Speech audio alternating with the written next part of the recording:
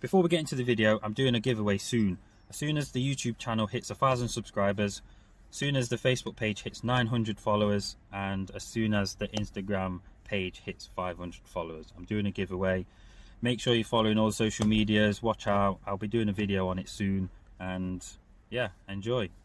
What is good, people? Welcome back to another tutorial video. Now, in today's video we're going to be showing you how to do the Joey mod. Before we get into the video, you're going to need a few tools.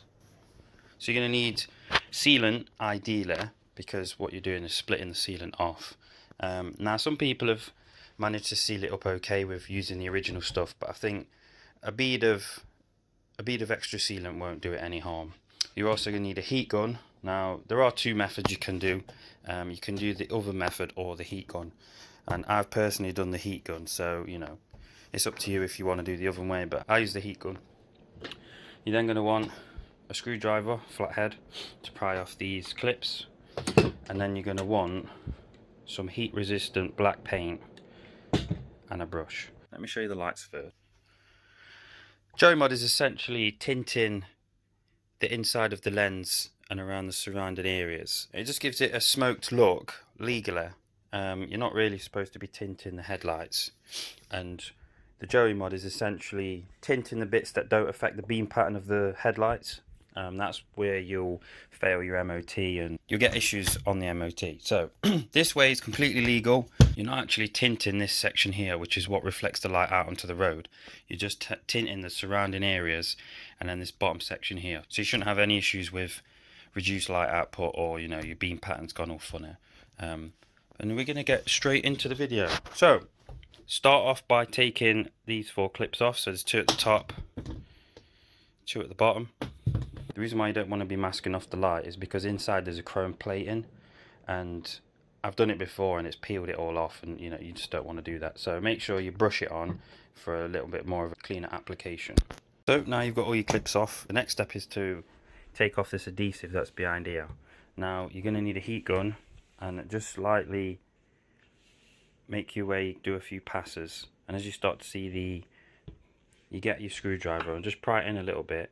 As you start to see it split, just keep working your way around. Don't be too rough with it because this side isn't softened yet, so you might end up distorting the light. So just keep working your way around the sealant bit. You want to try and get in here as possible, and if there's any excess sealant like this one here, cut all that off, and then keep making a few passes, and we'll check in a minute.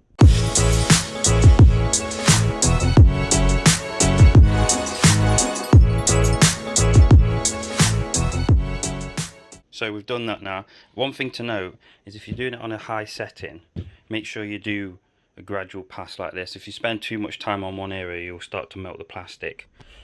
You'll see here, you know, it's distorted a little bit, but you can always heat it back up and clamp it back down. That's what the new sealant's for anyway, because it's not going to be perfect. You can do the oven method like I said, but it's not something I've done, so I won't really recommend it. Now both of them are split. You want to get all of this dirt and sealant off, and also try and polish inside. It's a good time to clean it all up now as well, so when you fit it, it's nice and clean.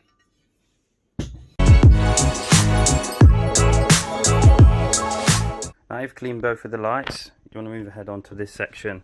As you can see in here, you've got the old sealant there. You can get it all off if you want, but ideally sometimes it can help re-adhere to the actual glass. So I try and leave some of it on. If it's really peeling, it's all coming out here, then yeah, I take them off. But make a note of where there isn't sealant, because you're going to want to put sealant on that before you fit the glass. So just make a quick note of where the sealant isn't touching, some sections here, and then do that. This section now we're going to be moving on to the paint. Get your paint, and we're going to be painting pretty much this section up there, around all that bit around, and then into this bit here. So don't do any of this bit, just do these lined bits there, and then all around this section here, because none of this interferes with the light. So let's do it.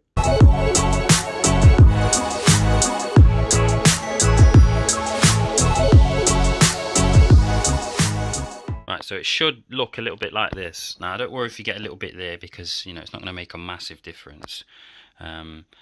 Because once the glass is on, you're not even going to see it anyway. Try and do a first light coat. Unlike me, I did it quite thick, so you can get tiny bits of runs here and there. We'll probably do another pass in a minute, but we're going to make a head start on that one. Once that's dried, we'll go back over and then do that one. We've done the other light as well. I decided to do that as well because, I don't know, maybe I got a bit carried away. We've just done that light. We're going to be waiting probably about 20 minutes or so for him to dry, and then I'll do my other coat and then check how it is in a minute. Later. Okay, so it's been about 40 minutes now, because after 20 minutes I touched it and it was still a little bit, you can still see a few fingerprints, but I'm still going to put another coat on because mostly it's dried. The second coat is mainly just to fill in these brush marks, but mostly if you coat it well, look, you'll get a full coat. But like I said, don't go too crazy on the first one because, you know, there's no rush. The second coat is ideally just to get all the brush marks off. This one looks okay. I'm probably gonna still do one anyway, coat this one, and then I'll probably wait another 40 minutes or so and we can start building it back together. Much later. Okay, so now it's been about 40 odd minutes. One thing I did forget to do is do a coat here, so I've just done one now. I'm just going to be going over the areas where there's no adhesive. Go round, so I want some here, some down there, some there. And what we're going to do is soften this glue, so when you're putting the glass on, it actually sticks to it rather than just sits on top. Otherwise it's not going to adhere properly and, you know, seal. So get the heat gun again and just go around this whole area just to soften the glue up. It might be worth getting a screwdriver and just like prying just to see if it's soft. And then what you want to do is apply the glue in the areas where you've missed, but you want to do this quite fast because obviously the glue is going to set. And then once you've done that, get the glass over and then just put it on top. Just try and level it as much as you can. You will have a bit of wiggle room, and then you want to put the clips on just to hold it in place and let it dry for a bit. We'll check in a minute.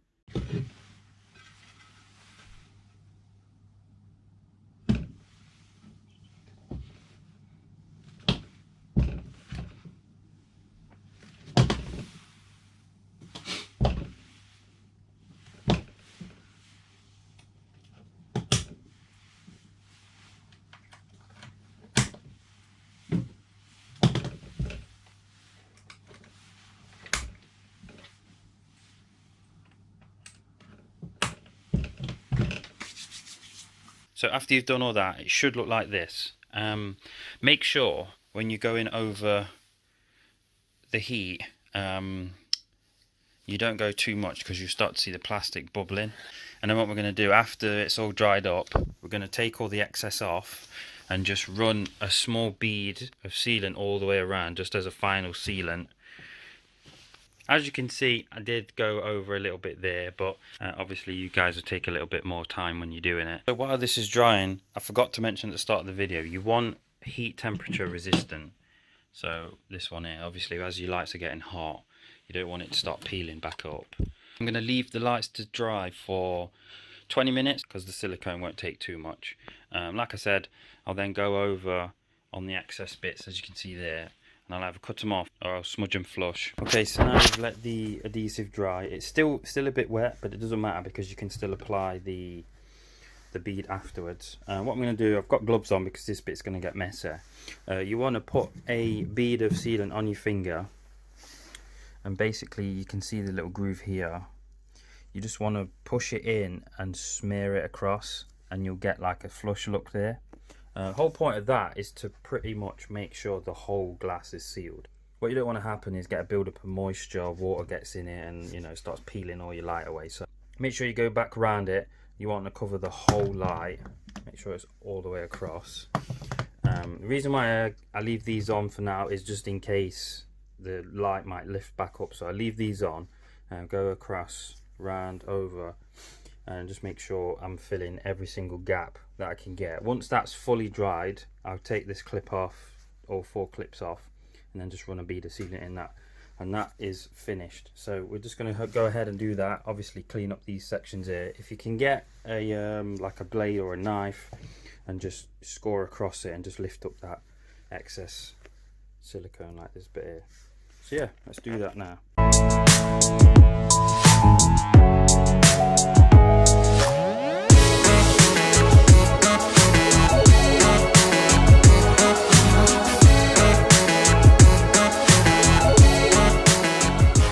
So if you've done it all properly, you can end up with a disgusting mess like that. But as you can see, all of the sealant is laying flush, so you shouldn't get any type of leak or anything like that.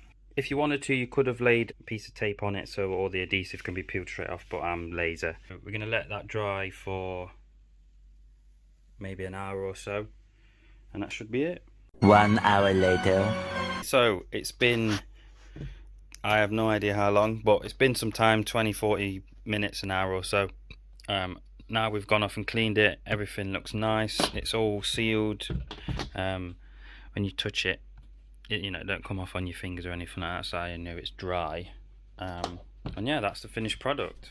It gives it a nice little tinted look without being illegal.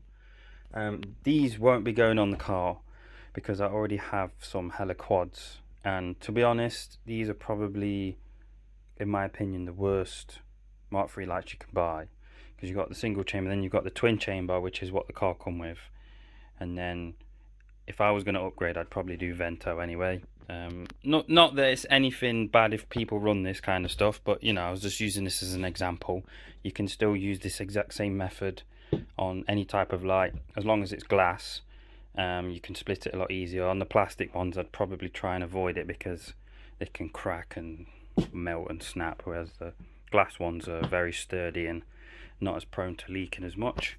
But yeah, I hope you did enjoy this video. If you did, give it a like and subscribe, and I'll see you next week for another upload. Peace!